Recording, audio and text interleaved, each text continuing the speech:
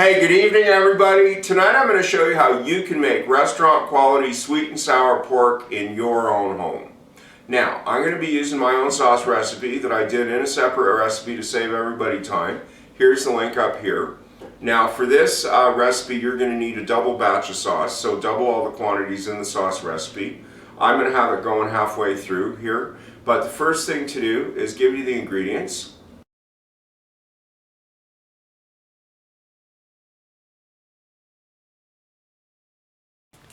First thing to do is prepare the marinade for the meat.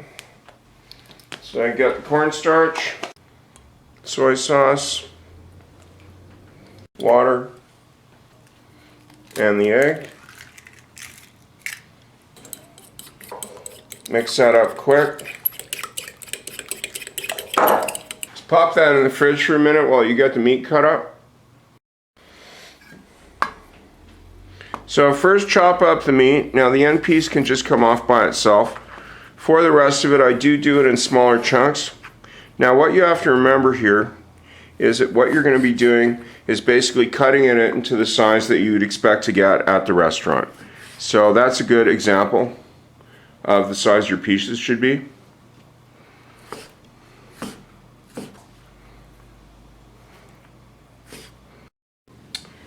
So once you have the meat chopped up, just put that in the marinade. Give it a quick mix and pop it back in the fridge to marinate for at least a half an hour. Now the first one's easy. I don't have to slice the pineapple because the store I went to had some fresh already chopped up. This is the equivalent of a small can of pineapple chunks. Now if you are going to use the canned, which I usually do, I just happen to have this today, make sure that you rinse the pineapple before you put it in the sauce, or because if you leave the juice in, you're going to have just way too much sugar. And for the rest, I'm just going to be doing a rough cut on the onion.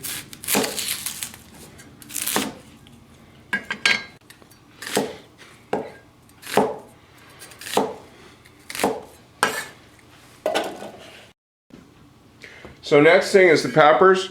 You might notice that I got quite small peppers. The reason I did that was so everything was approximately equal. So after you get the seeds out, just cut them in strips about that big so it sort of matches the size of the onions. Okay, so now we're ready to do the first breading. You do need a fair amount of cornstarch for this. The absolute easiest way to do the first breading is in a Ziploc bag. The second is done by hand. So what I do is I get a big couple of heaping tablespoons to start off with, 2 or 3. It's probably about a half a cup in the bag, and then using a strainer, which I will actually rinse and dry after because I'm going to need it again. What you do is just let off, drip off as much marinade as you can. Just put that in the bag. You only have to do this 2 or 3 goes to get it all in if you're just using one tenderloin. The reason you want to drain it as much as you can is you don't want to wet up too much of the cornstarch. Once you've got that in, make sure you leave some air in and then give it a good seal so it'll shake around nicely. So once it's looking like you've got that all covered, just clean your strainer and get it out and put it on the plate.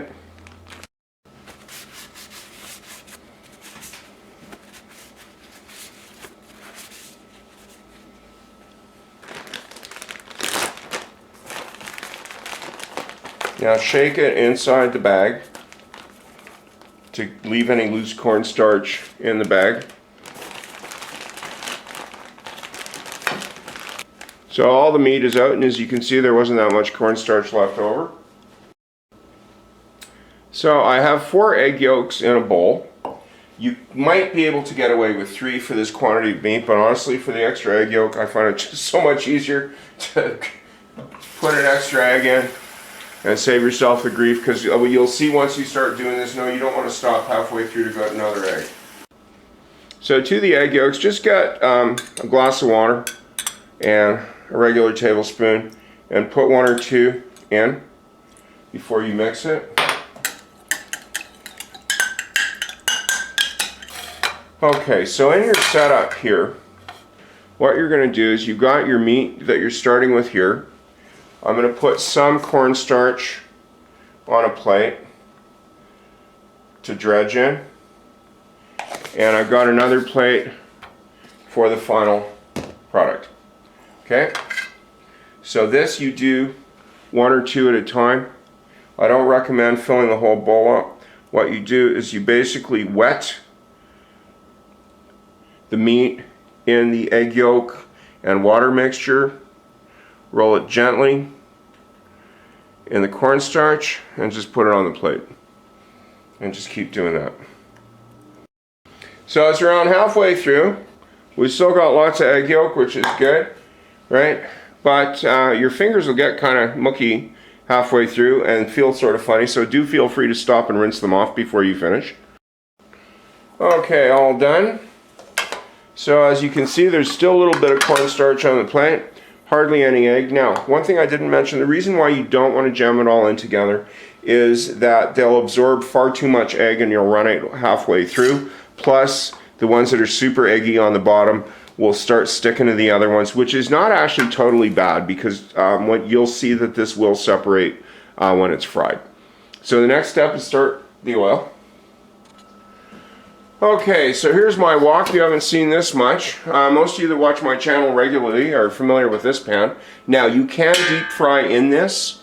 If you're going to, I would not put the oil higher than about 1 inch, 1.5 inches. The wok is faster, safer, and it uses less oil. If you are going to start doing Chinese cooking of any kind, especially frying on a regular basis, and you compare the price of pots, yeah, actually a wok is much cheaper than most cookware that's available commercially, of any good quality, that is. And it's just great to use.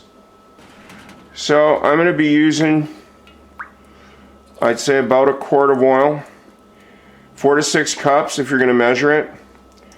What you do is put it about 1/3 of the way up the wok,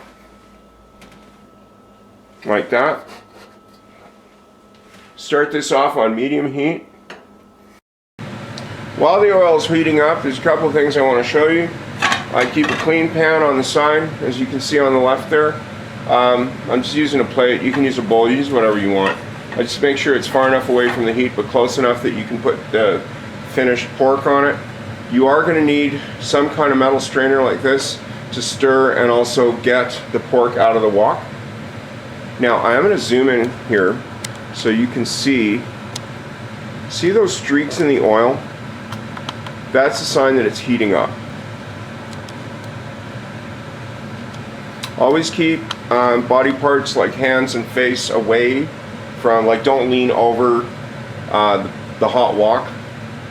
Now, what I have done here is there's always a little fragment that's going to fall off. So what you do is you just pop this in and just let it sit there. Now, when the oil is heated up enough, what that will do is that will start to sizzle and it will float to the top.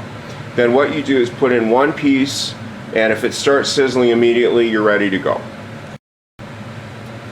So the little piece has come off the bottom and it's floated to the top, but it's not quite ready to go yet.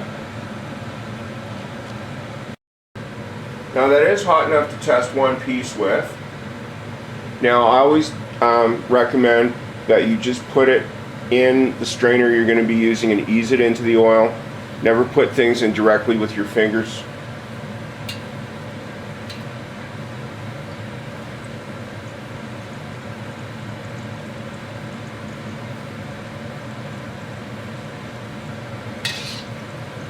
Yeah, it's not quite hot yet, so you can pick it out so it doesn't get super grease soaked, because that's one thing about frying.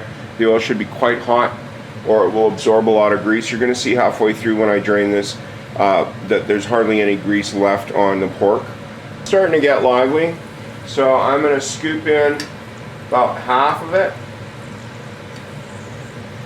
Put in about a quarter at a time. Yeah. There's the other quarter. And there's a shot of the plate. As you can see, the egg yolk is starting to come through the cornstarch, but that's not a problem. I'll zoom in a little here.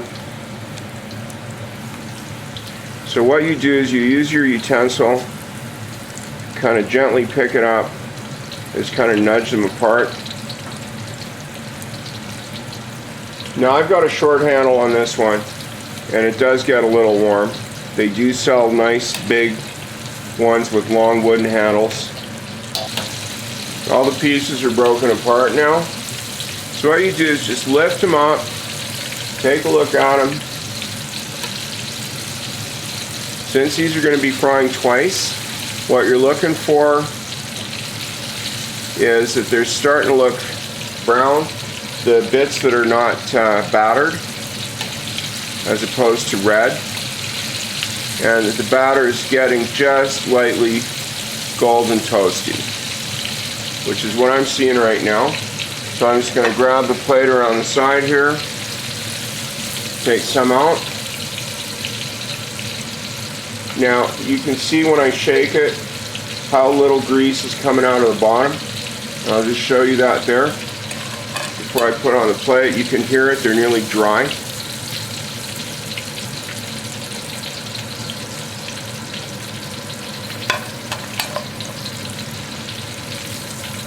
Now I'm going to be fairly quick now that these last ones are out, because that's one thing, oil that has nothing in it heats up very quickly. You should never walk away from it. If you have to, turn the heat off.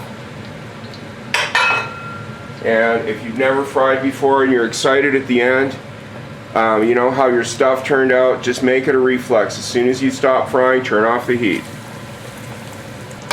Also, if your oil begins to smoke for whatever reason, that means that your heat is too high, and you should always turn it down, or just turn it off for a moment to let it cool down.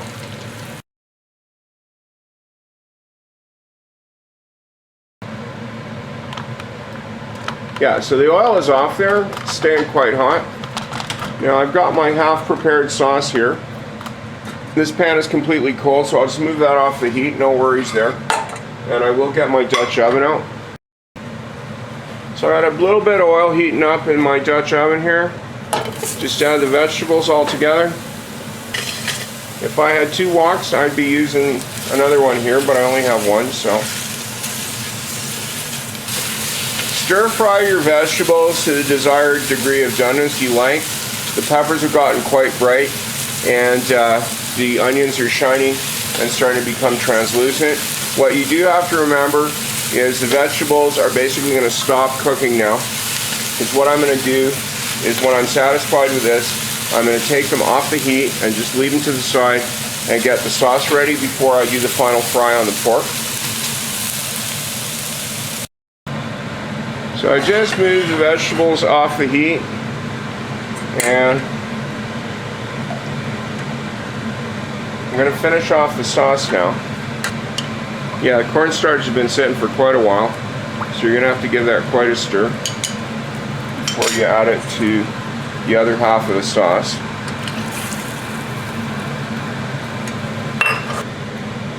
So the sauce is just done.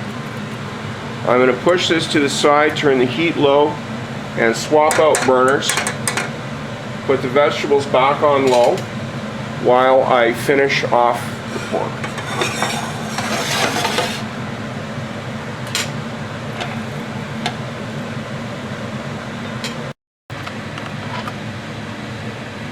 Okay, so while the oil's heating up, this will heat up much faster because it's still nearly hot. You're going to have lots of breading left. So what you do is just keep an eye on that. We'll try this again. Yeah, that's starting to get lively pretty quick, so I'm going to get the pork. I just add a few at a time.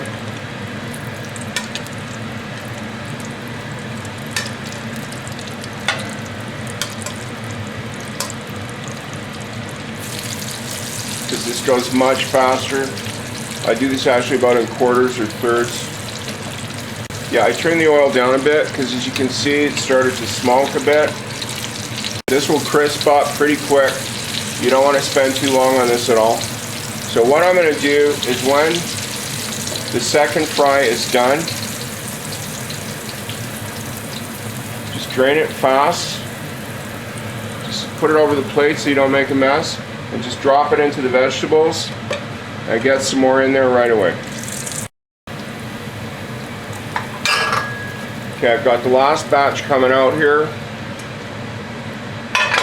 Turn the oil off immediately.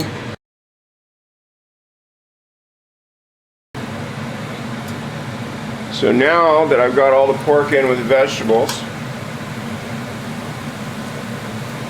and if you've been to some places where they add the sauce, like buffets or takeouts where they add the sauce at the last minute, you'll notice the pork looks quite familiar. So stir up all the sauce quick. Just throw that in. And stir that up to coat all the pork and the vegetables.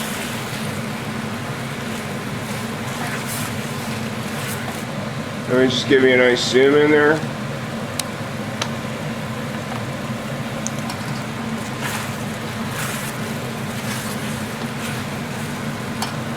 And that's how you make restaurant quality sweet and sour pork. I'm just going to plate that up now.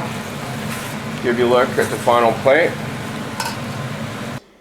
Well, here's the final product plated up on some rice there.